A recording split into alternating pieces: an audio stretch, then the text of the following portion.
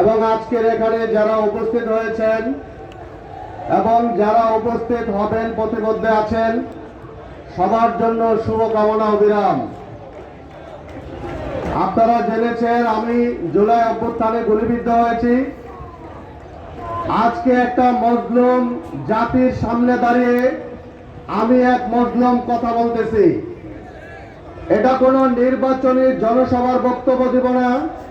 আমি মনে করি আজকের এখান থেকে নারায়ণগঞ্জবাসীকে আগামী দিনের জন্য, আগামীর বাংলাদেশের জন্য সিদ্ধান্ত নেবার সমাবেশ। আপনারা কি মনে করেন গত 17 বছরের নির্যাতনের কথা আমরা ভুলে গেছি? যদি ভুলে না যায় তাহলে সামনের 17 বছরের জন্য আমরা সিদ্ধান্ত নিতে হবে, আগামীর বাংলাদেশের জন্য সিদ্ধান্ত নিতে হবে, আগামী দিনে আমাদের সন্তানদের নিরাপত্তার জন্য আজকে এখান থেকে সিদ্ধান্ত নিতে হবে।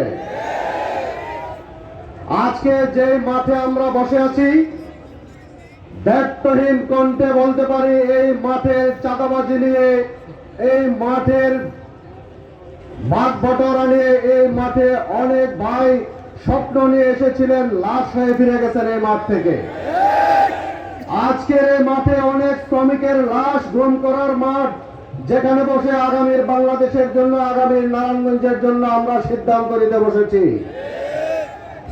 আমরা নির্বাচন কমিশনের যে আচরণ বর্তমান দেখতে পাচ্ছি, স্পষ্ট বলতে পারি নির্বাচন কমিশনকে ভূতে ধরেছে।